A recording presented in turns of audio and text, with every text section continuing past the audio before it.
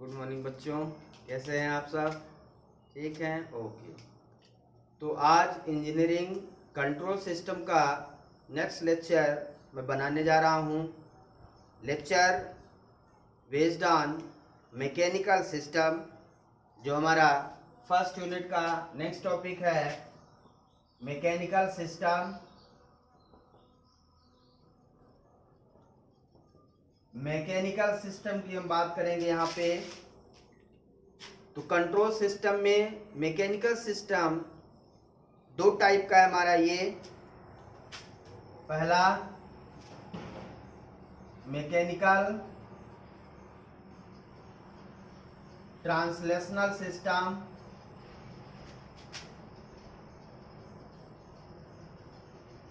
Mechanical translational system. दूसरा है mechanical rotational system.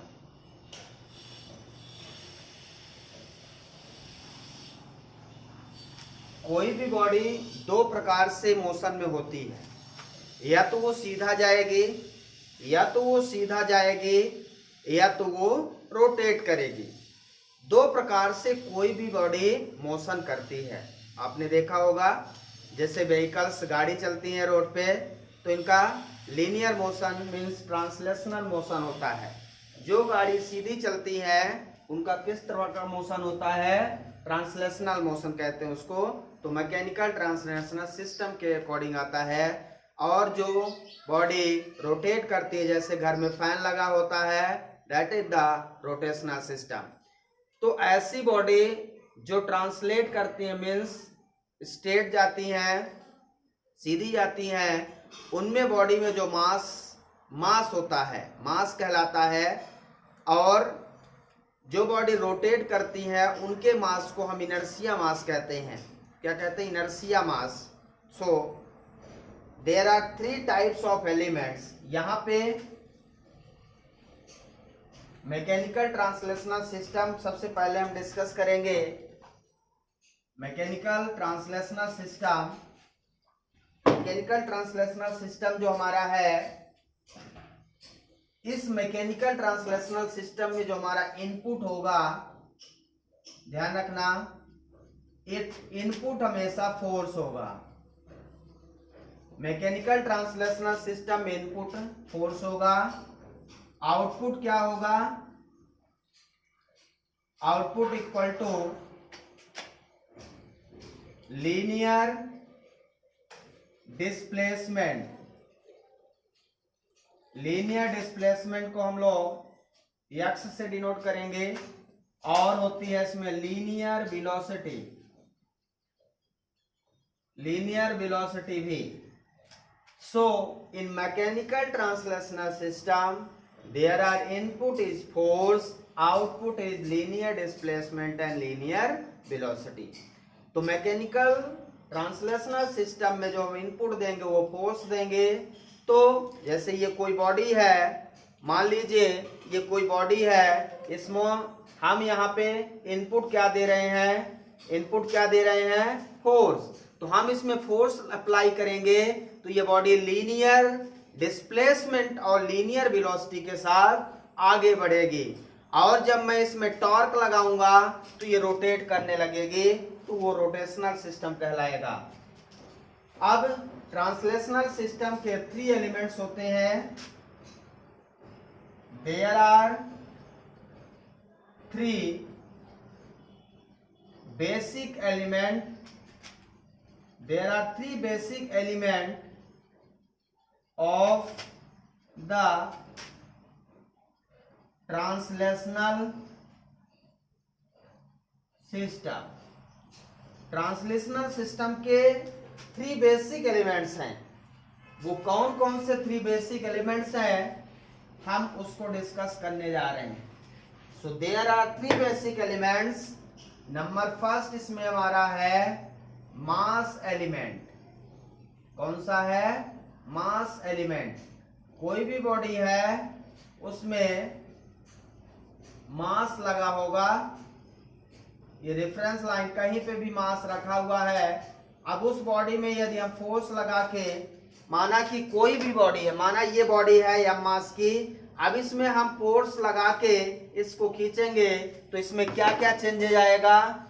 दो चीज इसमें चेंज आएगा, इसका डिस्प्लेसमेंट चेंज होगा और इसकी वेलोसिटी चेंज होगी। What will be change? Displacement and velocity of mass of body. तो इसके लिए हमारे पास फार्मूला है F इक्वल टू, आपने पढ़ा हो F equal to M A according to Newton's law, ये बाय न्यूटन्स लॉ। न्यूटन्स ने बताया है कि जब कोई बॉडी या तो रेस्ट में हो या तो मोशन में हो तो उसमें किस प्रकार से फोर्स अप्लाई होता है और फोर्स कितना होता है। F equal to M A आपने पढ़ा होगा, जहां where A is the acceleration, where A is the acceleration, m is the mass of body, जहां m mass of body, A acceleration।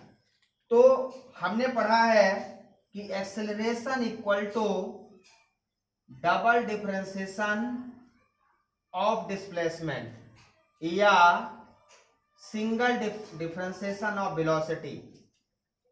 x displacement है, डिस्प्लेसमेंट का डबल डिफरेंशिएशन एक्सेलरेशन और velocity का first differentiation क्या कहलाता है? क्या कहलाता है? एक्सेलरेशन। इस प्रकार से यहाँ पे दो फार्मूले बनेंगे, F equal to m d2x upon dt2 और F equal to m dv by dt। इस प्रकार से there are two formulas in the based on velocity and displacement। तो कोई भी मास एलिमेंट है तो उसमें फोर्स कितना होगा? m d2x upon dt2। ध्यान रखना है, बहुत इंपॉर्टेंट। सबसे पहले हम तीनों बेसिक एलिमेंट को डिस्कस करेंगे, उसके बाद तीनों को कंबाइन करके आपको एक्सप्लेन करेंगे किस तरह से ये वर्क करेंगे। दूसरा इसमें एलिमेंट जो हमारा होता है, सेकेंड एलिमेंट जो हमारा होगा उसको हम डैम्पर एलिमेंट बोलते हैं। Damper element, damper basically which are use the connection between two system. दो सिस्टम का जब कनेक्शन करते हैं तो वहां पे हम डैम्पर यूज करते हैं। जैसे आप देखे होंगे गांव में ट्रैक्टर एंड ट्राली, ट्रैक्टर और ट्राली को जब हम जोड़ते हैं बाई हिंज, हिंज के द्वारा दोनों को जोड़ते हैं, ठीक है ना। इस तरह से हिंज बनी रहती है, उसमें होल रहता है, वहां पे एक इस तरह से रॉड डाल देते हैं और ट्रैक्टर ट्राली में फंस जाता है और ट्रैक्टर आगे की ओर चलता है, ट्राली भी आगे की ओर। लेकिन ट्राली एक फोर्स पीछे की ओर लगाती है अपोजिट डायरेक्शन में, लेकिन ट्रैक्टर का इतना फोर्स होता है कि वो उसको खींच ले जाता है। तो ये damper element always at between two bodies are connected. तो ये किस तरह से बनाया जाता है, इसको हम ऐसा बनाते हैं, रिप्रेजेंट करते हैं ये इस प्रकार से, या इसको इधर भी कर सकते हैं, कोई दिक्कत नहीं है। तो यहां पे डिस्प्लेसमेंट x1 और वेलोसिटी v1, यहां पे ट्रैक्टर का वेलोसिटी या ट्राली की वेलोसिटी में थोड़ा सा चेंज आएगा और यहाँ x2 displacement, v2 velocity. Force यदि मैं यहां से लगाता हूं तो इधर का वेलोसिटी और डिस्प्लेसमेंट ज्यादा होगा इधर के कंपैरिजन में। यदि फोर्स इधर लगाऊं तो इधर का अलग होगा। अब आप ट्रैक्टर और ट्राली के बीच में जो हिंज होती है, जो फंसी होती है, जब वो ट्रैक्टर फोर्स लगाता है तो वो हिंज में फ्रिक्शन क्रिएट होता है। आप ध्यान दीजिएगा, हिंज के बीच में जो रॉड लगा होता है, धीरे धीरे आप देखेंगे तो रॉड कट जाता है। मीन्स उसके बीच में ट्रैक्टर यदि फोर्स लगाएगा आगे की ओर तो वो आगे की ओर कटेगा, फिर पीछे की ओर रुकेगा। तो इस तरह से उसमें फ्रिक्शन के कारण, तो मीन्स यहाँ पे फ्रिक्शन क्रिएट होता है। आपको विशेष ध्यान रखना है, दिस पॉइंट द फ्रिक्शन। तो इसको हम बोलते हैं फ्रिक्शन, जिसको हम रिप्रेजेंट करेंगे B से। तो डैम्पर एलिमेंट में क्या क्रिएट होता है? फ्रिक्शन क्रिएट होता है, ये ध्यान रखना है। अब यहाँ पे जो फोर्स हम लिखेंगे F equal to b d x1 minus x2, जिधर फोर्स है उधर का डिस्प्लेसमेंट ज्यादा होगा अपॉन dt, और यदि x1 माइनस x2 x के बराबर हो, मतलब इक्वल हो, तो F equal to d dx upon dt हो जाएगा हमारा फोर्स। इसी तरह b1 माइनस b2 लिखेंगे, b1 minus b2 equal to b हो तो F इक्वल टू bv हो जाएगा। दूसरा formula in terms of velocity. तो यहाँ पे फ्रिक्शन है तो सिंगल डिफरेंशिएशन रहेगा डिस्प्लेसमेंट का, ध्यान रखना है। फ्रिक्शन है तो कितना रहेगा? सिंगल डिफरेंशिएशन, और वहां पे मास एलिमेंट में डबल डिफरेंशिएशन था। So this is the damper, इसको बोलते हैं डैम्पर। ठीक है, अब हम आते हैं थर्ड एलिमेंट पे। थर्ड एलिमेंट हमारा कौन सा है? स्प्रिंग एलिमेंट बोलते हैं इसको। कुछ जगह आप देखेंगे स्प्रिंग लगी होती है। स्प्रिंग ट्रेन में देखिए आप, ट्रेन में जो डिब्बे होते हैं उनमें हर डिब्बों में जब ट्रेन आगे की ओर बढ़ती है तो स्प्रिंग रहता है, और वो जब टकराती है तो स्प्रिंग उसके आगे पीछे। आप अपने गाड़ी टू व्हीलर में देखिए, जो साकअप बोलते हैं वो स्प्रिंग रहती है। अब स्प्रिंग पतली भी हो सकती है, मोटी भी हो सकती है। ट्रेन की स्प्रिंग बहुत मोटी होती है, ठीक है ना। पेन में भी स्प्रिंग लगती है, आप देखेंगे तो वो बहुत पतली होती है। तो अकॉर्डिंग टू रिक्वायरमेंट स्प्रिंग हमारी अलग अलग होती है। तो स्प्रिंग क्या प्रोवाइड करती है? स्प्रिंग कभी दबाव करना हो तो वो दब जाए, कभी खींचना हो तो खींच जाए। मीन्स स्टिफनेस प्रोड्यूस होता है स्प्रिंग में। स्प्रिंग में क्या प्रोड्यूस होता है? स्टिफनेस। जैसे रबड़ होता है, रबड़ को खींचो तो खींच जाता है, दबाने से दबता नहीं है, ज्यादा नहीं दबता। लेकिन स्प्रिंग दोनों काम करती है। तो स्प्रिंग का काम है स्टिफनेस प्रोड्यूस करना। तो इस प्रकार से हमारी स्प्रिंग यहाँ पे बनेगी। ये हमने बना दिया स्प्रिंग। अब स्प्रिंग में भी x1 v1 और यहाँ पे x2 और v2। यहाँ पे स्टिफनेस k है, इसको बोलते हैं स्टिफनेस। स्टिफनेस मतलब तन्यता, k से रिप्रेजेंट करेंगे इसको, स्टिफनेस को। और ये स्प्रिंग है। यदि मैं यहाँ पे फोर्स लगाता हूं तो F इक्वल टू ये हो जाएगा k x1 minus x2। if x1 minus x2 equal to x, then F equal to हो जाएगा kx। ध्यान रखना है kx पहला फार्मूला। दूसरा इसी में F equal to k integration of v1 minus v2 into dt। If v1 minus v2 equal to b, then F equal to k integration of v dt. So this is the second formula. So there are three basic elements. First mass element, second damper element, third spring elements. Mass element में हमने देखा displacement का double differentiation था। Damper element में हमने देखा displacement का first single differentiation है, और स्प्रिंग एलिमेंट में हमने देखा डिस्प्लेसमेंट का कोई भी डिफरेंशिएशन नहीं है। इसका मतलब ये है कि मास डैम्पर स्प्रिंग एलिमेंट में फोर्स के लिए इंटीग्रेशन होता जा रहा है।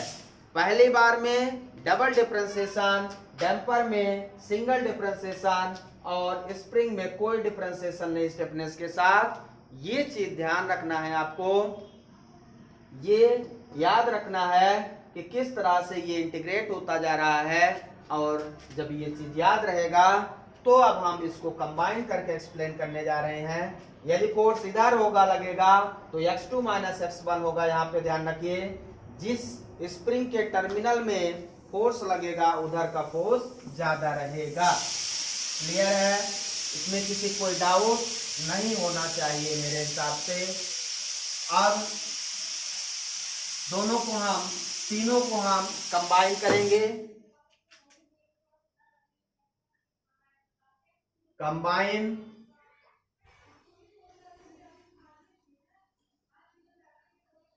Three elements. अब हम तीनों एलिमेंट्स को कंबाइन करने जा रहे हैं। आप ध्यान से देखेंगे किस तरह से हम तीनों एलिमेंट्स को कंबाइन करेंगे।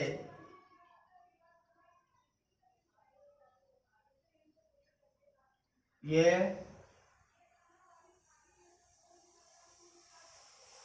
इस तरह से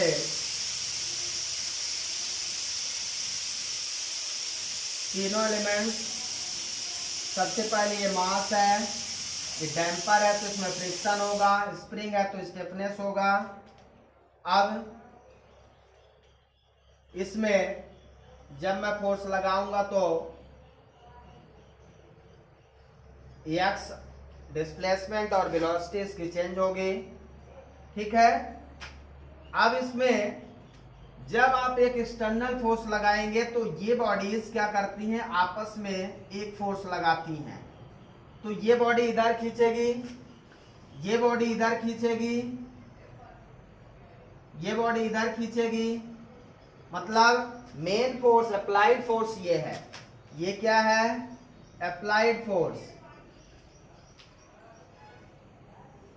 applied force.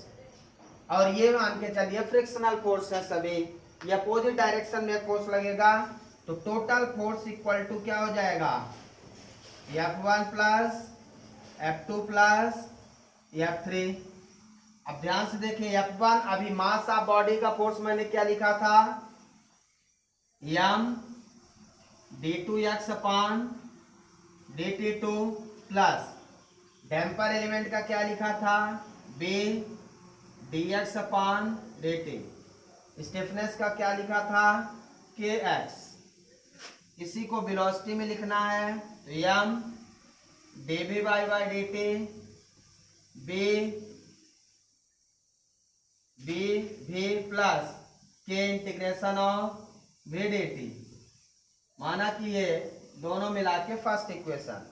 So there are translational system. ये पूरा का पूरा क्या है? ट्रांसलेशनल सिस्टम है, तीनों एलिमेंट्स को मिला के। और उसका इक्वेशन इस प्रकार से डिस्प्लेसमेंट के लिए और वेलोसिटी के लिए तीनों एलिमेंट्स एक साथ कंबाइन हो जाएंगे।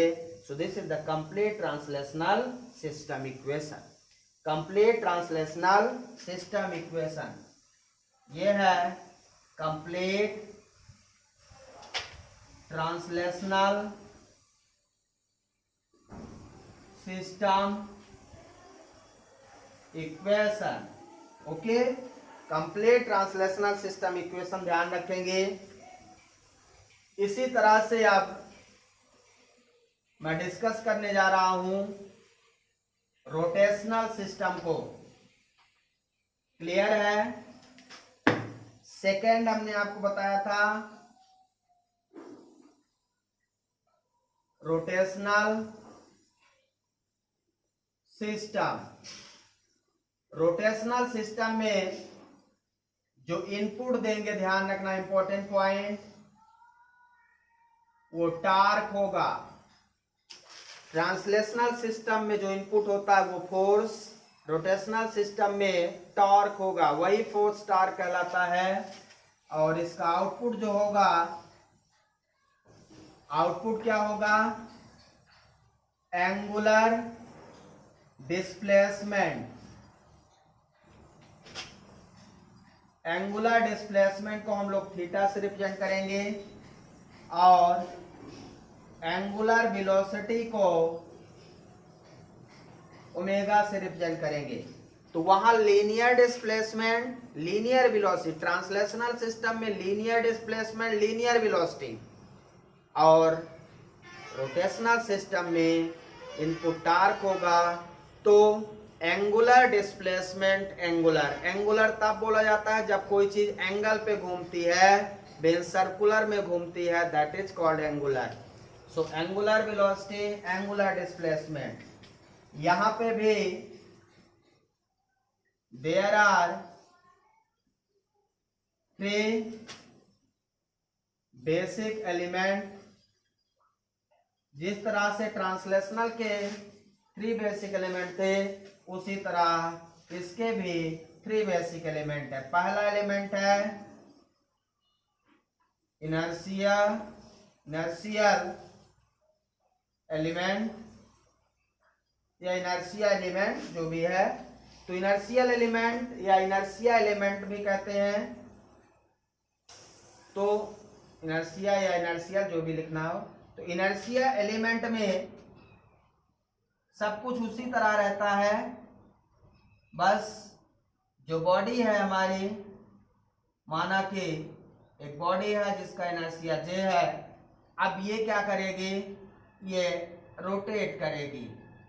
तो यदि मैं इसमें टार्क लगाऊंगा तो इसमें थीटा और इसकी वेलोसिटी, मींस कोई भी बॉडी है, मान लीजिए ये बॉडी है, इसमें जब हम यहाँ पे टार्क लगाएंगे तो ये क्या होगी, ये घूमने लगेगी ऐसे, ठीक है ना।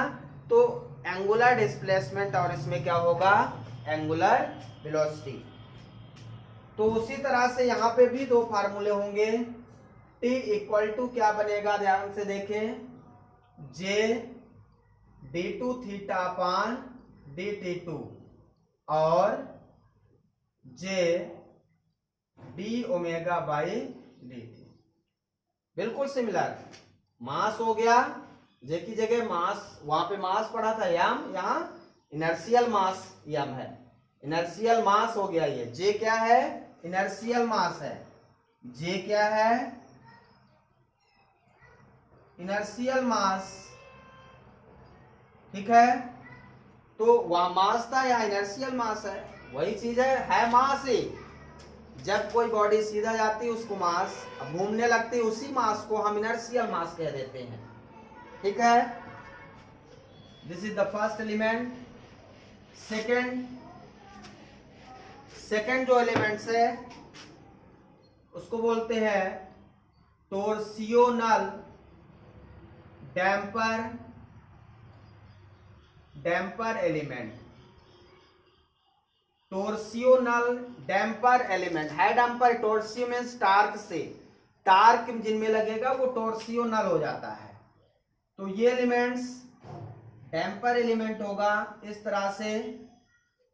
अब इसमें टार्क लगेगा, माना कि टार्क मैं इधर लगाता हूं तो यहां का डिस्प्लेसमेंट थीटा 1, वेलोसिटी ओमेगा 1, यहां का डिस्प्लेसमेंट थीटा 2 और वेलोसिटी ओमेगा 2। अब यहाँ पे क्या क्रिएट होता है, फ्रिक्शन। मैंने आपको बताया क्या क्रिएट होता है, फ्रिक्शन। तो इसका टार्क का फार्मूला क्या हो जाएगा, फ्रिक्शन और d थीटा 1 माइनस थीटा 2। ये थीटा 1 की तरफ टार्क लगाया है, उसी तरह से बिल्कुल एक theta 1 minus theta 2 equal to theta, तो t इक्वल टू हो जाएगा b d theta upon dt। समझ में आया। Similarly b omega 1 minus omega 2, और यहाँ पे a omega 1 minus omega 2 equal to omega, तो t इक्वल टू कितना हो जाएगा, b ओमेगा। क्लियर है। वहां पे कितना था, b भी था, यहाँ पे b ओमेगा है, बिल्कुल सिमिलर, कुछ अलग नहीं है। तीसरा एलिमेंट इसी में टोर्सियोनल स्प्रिंग एलिमेंट। तो यहां पे स्प्रिंग बना देंगे, स्प्रिंग की स्टेपनेस हो जाएगी, बाकी यही रहेगा, इक्वेशंस चेंज हो जाएंगे। ये हम सभी अलग अलग एलिमेंट्स पहले डिस्कस कर रहे हैं, ध्यान दीजिएगा। t equal to k theta 1 minus theta 2, if theta 1 minus theta 2 equal to theta, then t equal to k theta हो जाएगा।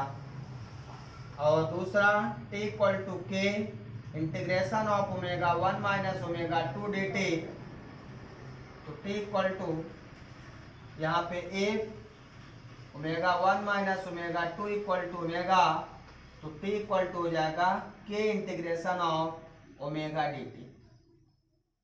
क्लियर?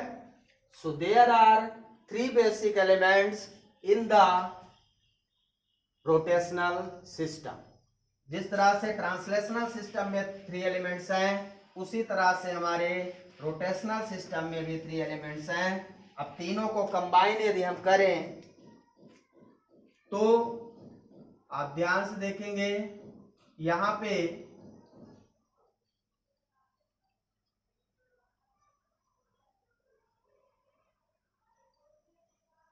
इस तरह से एक डिस्क की बात हम करने जा रहे हैं। डिस्क आपने देखा सर्कुलर फॉर्म में रहती है और इसको बोलते हैं शाफ्ट, जिसपे वो डिस्क घूमती है, ठीक है ना। अब इसका जो मास है, इनर्शियल मास J हो जाएगा। अब ये इसमें इसकी जो डिस्प्लेसमेंट होगा थीटा होगा, यहां से ये इस तरह से, और इसकी जो वेलोसिटी होगी ओमेगा होगी।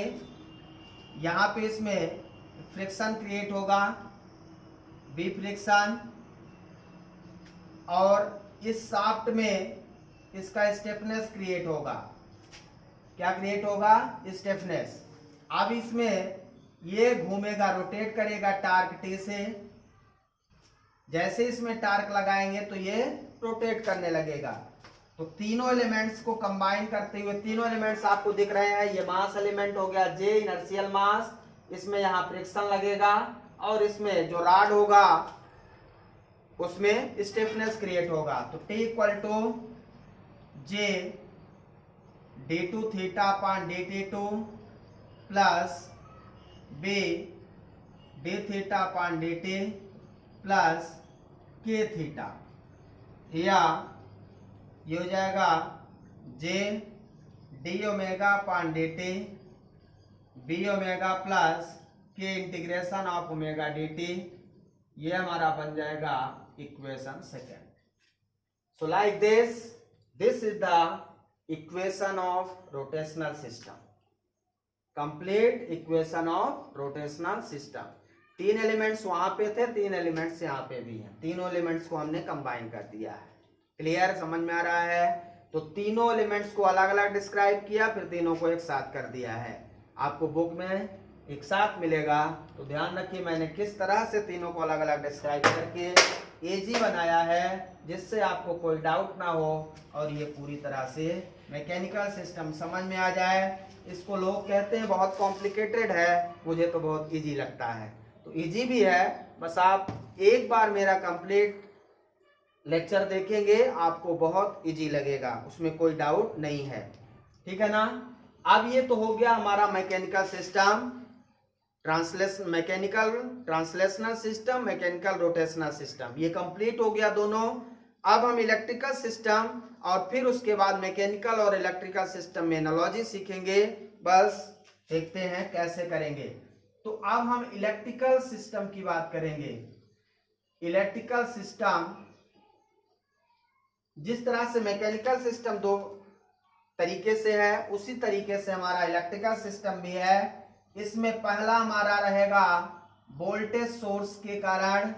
वोल्टेज सोर्स, हम वोल्टेज सोर्स लेंगे, मीन्स कोई भी सर्किट जब हम वोल्टेज सोर्स के साथ लेते हैं, तो यहाँ पे इलेक्ट्रिकल सिस्टम में भी देयर आर 3 एलिमेंट्स, आपने देखा होगा। इलेक्ट्रिकल सिस्टम के भी 3 बेसिक एलिमेंट्स होते हैं। कौन कौन से? RL से, resistance, inductance and capacitance, source voltage. तो इसका भी इक्वेशन हम लोग कैसे लिखते हैं, ध्यान दीजिए, बहुत इंपॉर्टेंट लिख रहे हैं। यदि इसमें करंट आई फ्लो हो रही है तो V इक्वल टू हम लोग लिखते हैं RI plus LdI/dt plus 1/C integration of I dt। तो इस तरह से इक्वेशन आपका आया है स्टैंडर्ड इक्वेशन। नाउ हमने पढ़ा है I equal to D Q by by D T, I equal to D Q by by D T यहाँ पे रख दीजिए। तो ये आई की जगह D Q by D T यहाँ रखेंगे तो ये डबल डिफरेंशिएशन हो जाएगा L D two Q upon D T two plus ये हो जाएगा R D Q by D T plus ये हो जाएगा 1/c differentiation integration cancel out I, ये हमारा इक्वेशन हो गया था I/c। इसी में सेकंड करंट सोर्स हम लेंगे, दूसरा element current source. Current source जब हम लेते हैं ध्यान दीजिए तो करंट सोर्स के पैरेलल में सभी तीनों एलिमेंट्स लगते हैं और वोल्टेज सोर्स के सीरीज में लगते हैं, ठीक है। तो ये हमारा करंट सोर्स हो गया, ये आर हो गया, एल हो गया, सी हो गया। तो इसका इक्वेशन क्या लिखेंगे, आई इक्वल टू क्या हो जाएगा यहाँ पे, इसमें यदि इसके बीच में पोटेंशियल बी है तो इक्वेशन क्या हो जाएगा, I equal to B by R plus inductor का क्या, कैपेसिटर का क्या इक्वेशन होता है, C D V by by D T plus inductor का क्या हो जाएगा 1/L integration of B D T.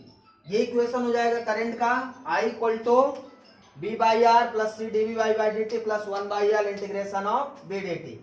अब हम जानते हैं we know that now B equal to क्या होता है, d phi by D t होता है, B equal to d phi by D t where phi is the flux. ये है मैग्नेटिक फ्लक्स, फाई क्या है, मैग्नेटिक फ्लक्स है। तो ये इक्वेशन हमारा क्या हो जाएगा, ध्यान से देखें, I इक्वल टू 1/R, पहले इसको लिख देते हैं, C d2 phi upon dt2 plus 1/R d phi by dt plus ये हो जाएगा कितना 1/L integration of, integration cancel हो जाएगा, बचेगा 5। So this is the equation 4। Okay, बस 2 मिनट का और काम है। इस प्रकार से हमने वोल्टेज सोर्स और करंट सोर्स को डिस्कस कर दिया है। अब हम चारों इक्वेशन से एनालॉजी फाइंड करेंगे, ध्यान रखना है आपको, चारों इक्वेशन से क्या फाइंड करेंगे, एनालॉजी। तो अब देखें आप एनालॉजी आपको देखना है। एनालॉजी का मतलब होता है समानता। तो मैकेनिकल और इलेक्ट्रिकल में हम समानता पढ़ने जा रहे हैं, ध्यान रखना है आपको, ठीक है। एनालॉजी तो हम चारों इक्वेशन पहले लिख देते हैं। तो जो एनालॉजी होगी वो हमारी फोर्स वोल्टेज एनालॉजी होगी या फोर्स करंट एनालॉजी होगी, टार्क वोल्टेज एनालॉजी होगी या टार्क करंट एनालॉजी होगी। ध्यान रखना है, फोर्स मैकेनिकल सिस्टम, फोर्स और टार्क मैकेनिकल में आता है, वोल्टेज और करंट इलेक्ट्रिकल में आता है। तो चारों इक्वेशन लिख देता हूं, T equal to F equal to m d2x upon dt2 plus b dx upon dt plus kx, ये first equation. Second torque equal to j d2 theta upon dt2 plus b d theta upon dt plus k theta, second. Third equation v equal to L d2q upon dt2 plus r dq by dt plus 1/c into y, third equation. Fourth current का c d2 phi upon dt2 plus 1/R d phi by dt plus 1/L into 5. So there are 4 equations. अब इन चारों में समानता देखना है आपको, ध्यान से देखिए। फोर्स किसके एनालॉजी है, टॉर्क फोर्स टार्क की एनालॉजी है, टार्क वोल्टेज की एनालॉजी है, वोल्टेज करंट की एनालॉजी है। इधर को कंपैरिजन करते जाइए, फोर्स टार्क वोल्टेज करंट ये आपस में समान है। फिर इसका इसका इसका, तो मास किसके एनालॉजी है, जे के, और एल के इलेक्ट्रिकल में, और सी के, एम जे एल सी। फिर बी किसके एनालॉजी है, b are 1/r। Mass force torque voltage current analogy है, तो फोर्स मास किसके एनालॉजी है, जे जे एल और सी, ये सभी एनालॉजी है। बी फोर्स वोल्टेज एनालॉजी में, ये फोर्स वोल्टेज एनालॉजी है, ये फोर्स में और टार्क में दोनों में है। इसको ऐसा लिख देते हैं, फोर्स टार्क एनालॉजी में मास जे एल और सी, ये सभी एनालॉजी है। यदि हम कंपैरिजन करें मास फोर्स और वोल्टेज में, ऐसा लिखते हैं, फोर्स और वोल्टेज में कंपैरिजन करें तो मास किसके एनालॉजी है, एल के, और जे किसके एनालॉजी है, टार्क। टार्क में कंपैरिजन करें तो जे किसके एनालॉजी है, एल के, और इसमें मास किसके एनालॉजी है, सी के, करंट में, करंट में, और इसमें मास किसके एनालॉजी है, एल के, जे एल के हो गया, और जे जे सी के हो जाएगा। इस तरह से एनालॉजी है किसके, और एक्स किसके एनालॉजी है, यहाँ क्यू के, एक्स किसके एनालॉजी है, क्यू के। थीटा किसके एनालॉजी है, क्यू और फाई के। थीटा किसके एनालॉजी है, क्यू और फाई के, इस तरह से। और के किसके एनालॉजी है, 1/c के किसके एनालॉजी, 1/l के। ठीक है, इस तरह से ये सारी चीजें आपको कुछ नहीं करना है, वोल्टेज इक्वेशन याद रहेगा तो आप एनालॉजी अपने आप निकाल लेंगे। मास इनर्शिया मास के, बी रहेगा, के रहेगा, एक्स थीटा हो जाएगा। इस तरह से दो प्रकार की एनालॉजी पढ़ेंगे, force voltage analogy, force voltage analogy, force current analogy, torque voltage analogy, torque current analogy. 4 प्रकार से ये हो जाएगा, और एक दूसरे में कंपैरिजन। तो इसको आप अच्छे से कर लें। एनालॉजी का यूज हम जब मैकेनिकल सिस्टम कोई दिया रहेगा उसको हम कन्वर्ट करेंगे किसमें, इलेक्ट्रिकल सिस्टम में, तो फिर एनालॉजी का बहुत ज़्यादा यूज होगा। मैकेनिकल से इलेक्ट्रिकल सिस्टम कैसे बनाएंगे, इसके लिए ये एनालॉजी जानना जरूरी है, और उसके कुछ रूल्स हैं। रूल हम नेक्स्ट क्लास में और एग्जाम्पल के साथ दूसरा लेक्चर लेंगे, और मैकेनिकल सिस्टम आपका 2 लेक्चर में कंप्लीट कर दूंगा। तो पहले आप इनको बेसिक को क्लियर करिए, उसके बाद मैं दूसरा लेक्चर जब लूँगा तो वहाँ पे आपका न्यूमेरिकल्स पूरा अच्छे से कंप्लीट कर दूंगा, 2-3 न्यूमेरिकल के साथ, और एक ऐसा कॉन्सेप्ट आपको दूंगा, रूल्स बताऊंगा, जिससे कितना भी कॉम्प्लिकेटेड क्वेश्चन हो आप बहुत इजीली, चाहे गेट का हो, चाहे इंजीनियरिंग सर्विसेज का हो, आईएएस का हो, आप उसको इजीली सॉल्व कर सकते हैं। ठीक है, thank you, have a nice day today.